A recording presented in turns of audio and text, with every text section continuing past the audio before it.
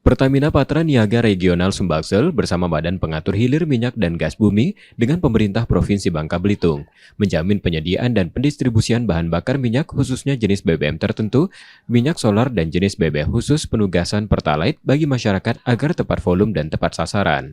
Hal itu ditandai penandatanganan perjanjian kerjasama yang dilakukan Kepala BPH Migas Erika Retnowati dan PJ Gubernur Bangka Belitung Safrizal ZA.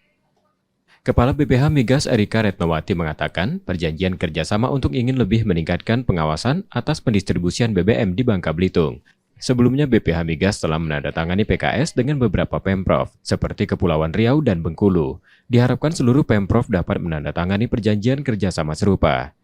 PJ Gubernur Bangka Belitung, Safrizal ZA menyampaikan, distribusi BBM di Babel dapat lebih tepat sasaran, tepat volume, tepat harga, tepat administrasi, dan tepat peruntukannya dengan perjanjian kerjasama tersebut. Sementara, Korporat Sekretari Pertamina Patra Niaga, Yerto Ginting mengatakan, sebagai operator, mereka senantiasa taat dan patuh terhadap regulasi-regulasi yang dibuat khususnya terkait pendistribusian BBM subsidi ke masyarakat.